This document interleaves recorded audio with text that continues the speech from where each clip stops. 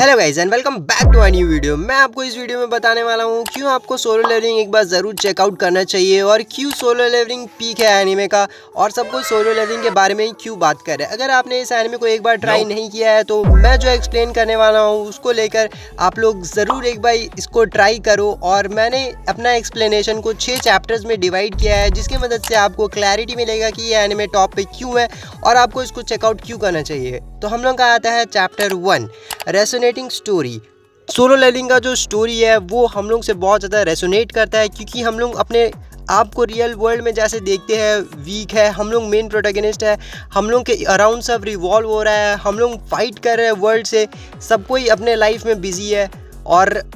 कुछ ना कुछ कोई ना कोई अचीव करना चाहता है। सोलो लेवलिंग का सेकंड चैप्टर जो उसको महान बनाता है वो है उसका मेन कैरेक्टर का गोल। बहुत सारे एनीमे आपको ऐसे देखने को मिलेंगे जहाँ पर मेन कैरेक्टर का कोई भी गोल नहीं रहता है, पर सोलो लेवलिंग में आपको मेन कैरेक्टर का स्पेसिफिक गोल देखने को मिलेगा जो कि टाइम टू टाइम अपग्रेड होता है और नेक्स्ट लेवल पे जाते रहता है, जो मजबूर करता है हम लोग को स्टोरी से कनेक्ट करके रखने के लिए और हम लोग का मेन कैरेक्टर से डेप्थ ऑफ कनेक्शन बढ़ते जाता है। जैसे हम लोग को एनीमे के स्टार्टिंग में दिखाया जाता है कि हीरो के पापा नहीं है, स्टोरी में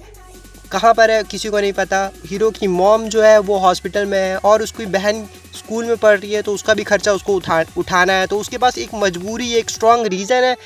हंटर बन के डंजन में अपना लाइफ को रिस्क में डाल के फाइट करना और कैसे भी सर्वाइव करना ताकि वो अपना घर चला सके। तो ये हम लोग को वैलिडेशन देता है, स्टोरी को स्ट्रॉन्ग पॉइंट देता है ताकि हम लोग एनीमे को देखें। उसके बाद हम लोग का आता है थर्ड चैप्टर जो कि है concept of game. Solo Leveling में हम लोग ज़्यादा अटैच कर पाते हैं क्योंकि आजकल बहुत ज़्यादा गेम वायरल हो रहे हैं और सोलो लेवलिंग में हम लोग को गेम का कॉन्सेप्ट दिखाया गया है। हम लोग को मेन कैरेक्टर जब मरने वाला रहता है तो उसके सामने एक ऑप्शन आता है कि वो प्लेयर बनना चाहता है कि नहीं, जो कि हम लोग को इंट्रिग करता है कि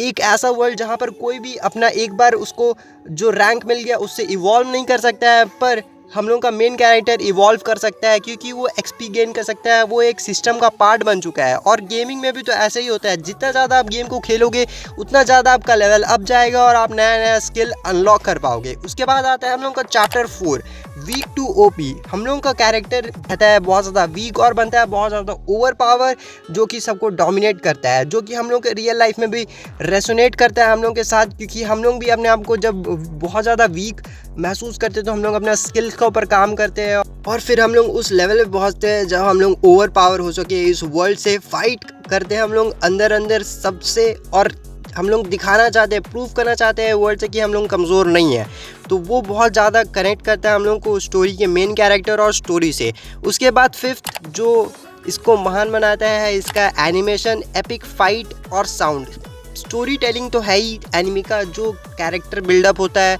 उसके बाद उसका एनिमेशन आता है, उसके बाद फाइट सीक्वेंस में मज़ा, थ्रिल और जो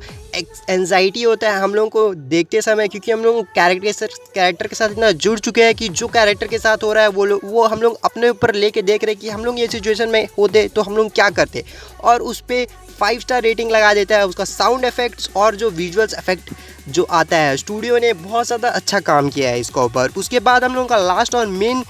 चैप्टर आता है हाइप ऑफ एनीमे। पहले से बनना शुरू हो चुका था क्योंकि इसका मांगवा बहुत ज़्यादा फेमस है और इसके मांगवा के अराउंड जितने डिस्कशन हुए हैं, मेरे को नहीं लगता रिसेंट टाइम में इतने मांगवा फेमस हुए हैं कि कोई जर्नल इंस्टाग्राम स्क्रॉल करते हुए सोलो लेवलिंग का मांगवा के बारे में नहीं सुना होगा। ऐसे स्पेसिफिक एनीमे फैंस ही सिर्फ न्यू अपकमिंग एनीमे के अडेप्टेशन के बारे में जानते हैं, पर सोलो लेवलिंग ने 1 साल के अंदर 2 सीज़न लॉन्च करके वन पीस को भी बीट कर दिया क्रंची रोल पे। तो इसका हाइप तुम समझ सकते हो कितना ज़्यादा है और ट्रिब्यूट देने के लिए बहुत सारे सीन्स इसमें डाले गए हैं। जैसे जब गोकू के क्रिएटर मरे थे तो उनका जो गोकू का वार्म अप स्टाइल रहता है वो सोलो लेवलिंग की एक फ़ाइट में देखने को मिला। उसके बाद शारलिंगा का एक एनीमे है, उसका एक सीन हम लोगों को सोलो लेवलिंग में और उसका कोलैब देखने को मिला। उसके बाद गेम्स से अलग अलग कोलैब देखने को मिला, तो वो ब्रांच आउट करना बहुत ज़्यादा फेमस होने का एक बड़ा रीज़न है सोलो लेवलिंग का। और ऐसे एनीमे डिटेल में एक्सप्लेन करने के लिए अगर आप लोग चाहते हो मैं और भी एनीमे का ऐसे केस स्टडी करूँ और एनीमे आपको रिकमेंड करते रहूँ, तो आप लोग को कुछ नहीं करना है, सिर्फ सब्सक्राइब बटन पर क्लिक करना है और आपको एक अंगूठा देना है।